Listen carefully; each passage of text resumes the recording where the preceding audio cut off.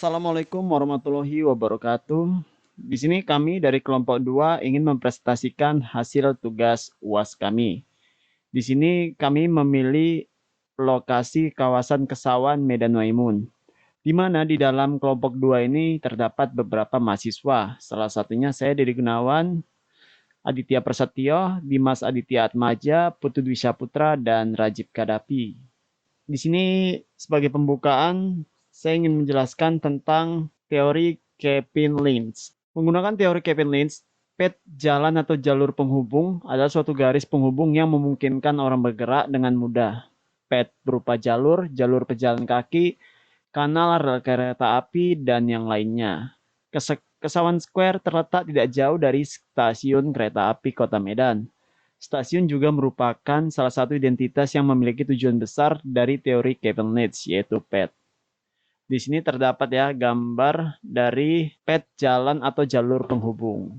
Edge atau pembatas.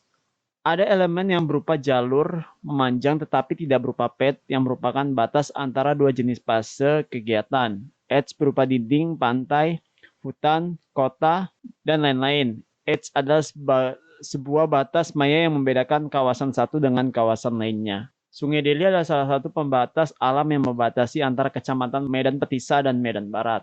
Gambarnya di sini ya, udah ada gambarnya. Assalamualaikum warahmatullahi wabarakatuh. Saya Dimas Aditya Atmaja, NPM 1914-31-025 menjelaskan tentang distrik kawasan. Distrik kawasan ini hanya bisa dirasakan ketika orang memasukinya, atau bisa dirasakan dari luar apabila memiliki kesan visual. Artinya distrik bisa dikenali karena adanya suatu karakteristik kegiatan dalam suatu wilayah. Kawasan Kesawan dapat kita rasakan kesan visualnya bila kita sudah melintas jalan mana kelilingi sekitar kawasan Kesawan. Masih banyak bangunan zaman dahulu yang masih berdiri sampai sekarang. Contohnya PT Perusahaan Perkebunan Lautan Sumatera Indonesia atau LONSUM. Kemudian landmark atau tujuh titik pedoman konsep fisik berupa fisik natural, yaitu gunung, bukit, dan fisik buatan seperti menara, gedung, skulptur, kubah, dan lain-lainnya, sehingga bisa orang bisa dengan mudah orientasi diri dalam suatu atau kawasan. Contoh landmark kantor pos Medan. Kemudian ada nodes adalah titik spot sesuai strategis di mana sebuah kota di mana pengamat bisa masuk dan yang merupakan fokus ke dalam dan dari mana dia berjalan. Nodes bisa merupakan persimpangan jalan, tempat break, berhenti sejenak dari jalur kesilangan dan pertemuan yang tepat. Ruangan terbuka atau titik perbedaan dari suatu bangunan ke bangunan lain. Setiap nodes dapat memiliki bentuk yang berbeda tergantung dari pola aktivitas yang terjadi di dalamnya. Nodes merupakan simpul atau lingkaran daerah strategis di mana arah atau aktivitasnya saling bertemu dapat diubah ke arah atau aktivitas lain. Misalnya persimpangan lalu lintas, stasiun, lapangan terbang, jembatan, kota secara keseluruhan dalam skala makro besar, pasar, taman, square, dan sebagainya. Contohnya adalah lapangan Merdeka. Assalamualaikum warahmatullahi wabarakatuh. Saya Putu Dwi Saputra, NPM 1914-310055. Di sini saya akan melanjutkan presentasi dari teman saya mengenai analisa lokasi yang kami pilih, yaitu kawasan Kesawan dan Medan Maimun. Di sini saya akan menjelaskan berdasarkan teori Hamid Sirvani. Yang pertama itu ialah tata guna lahan. Tata guna lahan ini berdasarkan pengaturan penggunaan lahan untuk menentukan pilihan yang terbaik dalam mengalokasikan fungsi tertentu. Secara umum dapat memberikan gambaran keseluruhan bagaimana daerah pada suatu kawasan tersebut seharusnya berfungsi. Land as pemanfaatan untuk pengembangan sekaligus pengendalian investasi pembangunan. Pada skala makro, land as lebih bersifat multifungsi. Dan di sini terdapat gambar yang telah saya dapatkan dari data pemerintah Kota Medan. Yang pertama itu di daerah kawasan Kesawan yang terletak di Kecamatan Medan Barat. Dan berikut ini adalah gambar dari pengaturan lahan yang telah ditentukan dari pemerintah Kota Medan. Dan yang bawahnya ini adalah kawasan Istana Maimun yang terletak di Kecamatan Medan Maimun. Dan di sini juga terdapat gambarnya yang telah diberikan gambaran keseluruhan bagaimana daerah pada kawasan Istana Maimun tersebut. Kemudian yang kedua yaitu bentuk dan masa bangunan. Di sini yang terlihat adalah ketinggian atau besarnya bangunan, penampilan bentuk maupun konfigurasi dari masa bangunannya, dan juga KDB dan KLB-nya juga. Di sini untuk kawasan Kesawan dapat dilihat pada gambar dari ketinggian dan bentuk masa bangunannya. Juga untuk kawasan Istana Maimun terdapat pada gambar yang telah diletakkan di PowerPoint ini. Mungkin itu saja dari saya. Assalamualaikum warahmatullahi wabarakatuh. Oke, lanjut. Ruang terbuka atau open space. Ruang-ruang atau bangunan di perkotaan untuk pergerakan aktivitas dengan zona-zona publik, semi publik, dan privat. Contohnya adalah Lapangan Merdeka. Nah, Lapangan Merdeka ini menurut saya adalah lapangan serba bisa, terletak di jantung Kota Medan. Lapangan ini pusat dari aktivitas outdoor warga Medan, mulai dari senam, lari, sepeda, dan jogging. Lapangan Merdeka ini juga biasanya banyak event-event yang menarik warga Medan untuk berkumpul. Nah, makanan di daerah sini juga banyak pilihan, mau yang cepat saji atau tidak tinggal pilih. Bukanya pun lebih ramai kalau malam hari, apalagi malam minggu. Kadang ada atraksi hip hop, dance, terus event-event yang lain. Tapi menurut saya agak disayangkan ya, karena sekarang kan Lapangan Merdeka itu sudah resmi ditutup karena sudah 17 tahun berdiri juga. Terus sudah banyak juga sejarah-sejarah kita di Lapangan Merdeka ini.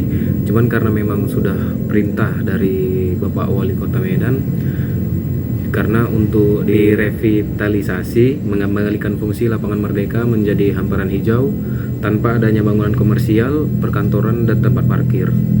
Tapi buat teman-teman yang sudah biasa nongkrong di sini atau suka menikmati kuliner malam di Lapangan Merdeka ini, jangan khawatir, karena dari yang saya tahu katanya mereka itu akan dipindahkan ke Taman Lili Suheri yang berlokasi di Jalan Listrik Simpang Jalan Palang Merah. Nah, di dalam Istana Maimun itu juga tersedia toko souvenir yang menjual berbagai macam pernak-pernik, merchandise yang bisa teman-teman beli buat oleh-oleh untuk saudara di rumah. Juga disediakan toilet umum. Untuk jam bukanya itu setahu saya itu setiap hari, tapi mulai dari jam 8 sampai jam 5 sore. Itu saja yang bisa saya sampaikan. Terima kasih, mohon maaf bila ada salah kata. Assalamualaikum warahmatullahi wabarakatuh. Assalamualaikum warahmatullahi wabarakatuh. Perkenalkan, nama saya Rajib Kadafi dari kelompok 2 NPM 1914310058. Di sini saya akan menjelaskan mengenai analisa kota kawasan Kesawan, Medan Maimun, yang sebelumnya sudah dijelaskan oleh teman saya yaitu Aditya Prasetyo mengenai teori Hamid Sirvani, dan di sini saya akan menjelaskan mengenai morfologi kota. Dalam perkembangan tipologi dan morfologi kota di Indonesia sangat rentan terhadap setiap perubahan yang terjadi. Kota-kota di Indonesia sangat ditentukan perkembangannya oleh perkembangan sosial dan politik. Dalam perkembangan sejarah peradaban di Indonesia, budaya merupakan produk dari suatu kehendak politik yang tercermin dalam kondisi sosial masyarakat. Demikian pula berbagai kota yang tumbuh dan berkembang di Indonesia ditentukan oleh keputusan-keputusan politik. Kota Medan pada awal perbentukannya sangat dipengaruhi oleh keputusan-keputusan politik Belanda. Perusahaan industri pertanian dalam skala besar atau company yang dibentuk Belanda, Delhi Company, merupakan penggerak awal pembangunan dan perkembangan kota Medan dengan memilih Kampung Medan Putri atau Land of Princess sebagai tempat didirikan kantor pusat kegiatannya. Untuk kawasan Kesawan merupakan jalan raya tertua di kota Medan. dan selama masa kolonial menjadi komersial area dengan berbagai jenis jasa berkantor di kawasan Kesawan ini, yaitu sebagai contoh firma, bank, perkantoran, dan toko-toko. Jadi memang sudah sejak dulu daerah Kesawan situ sudah digunakan untuk menjadi area komersil. Kampung Kesawan aslinya merupakan kampung Melayu. Jadi dulunya Kampung Kesawan ini merupakan kampung Melayu, dan sejak tahun 1880 banyak etnis Cina dari Malaka dan kemudian dari China masuk ke kawasan ini, dan etnis Melayu mulai tersisih dan berpindah ke daerah selatan kota. Nah, sebagai karena sudah banyaknya etnis China di sana, dan di sana juga ada rumah Chong Afi. Nah, rumah Chong Afi ini menjadi sentra bangunan sesuai fungsinya sebagai rumah pejabat tertinggi kebun. Dalam produksi tembakau, fungsi bangunan dahulu sebagai rumah tinggal, dan sejak tahun 2010 sesuai dengan SK Menteri nomor PM 01 PW 007 MKP 2010 disematkan sebagai bangunan cagar budaya nasional oleh Kementerian Pendidikan dan Kebudayaan Republik Indonesia. Nah, untuk bentuk fisiknya tidak ada mengalami perubahan signifikan, hanya penggantian genting yang rusak dan pengecatan dinding secara berkala pada bangunan rumah. Jadi untuk bangunannya juga sampai saat ini sudah dikelola oleh pemerintah kota sebagai cagar budaya. Jadi mungkin perbaikan dan untuk perawatannya sudah pemerintah yang mengelolanya, dan untuk bangunannya sendiri tidak ada diubah atau diubah desainnya. Hanya saja untuk material-material atau objek yang sudah harus perbaikan, yang harus diganti, ya itulah yang diperbaiki dan diganti. Nah, di daerah Kesawan juga ada Gedung London Sumatera. Gedung London Sumatera merupakan salah satu gedung peninggalan kolonial Belanda di Medan yang masih terawat dan digunakan hingga saat ini, menjadi salah satu ikon wisata yang ada di kawasan Kesawan, Medan. Nah, ini lokasi Gedung London Sumatera ini berlokasi di tengah kota, tepatnya di Jalan Jenderal Ahmad Yani atau lebih akrab dikatakan Kesawan. Gedung ini berada di lapangan Merdeka. Gedung London Sumatera atau biasa disebut Lonsum selesai dibangun tahun 1906.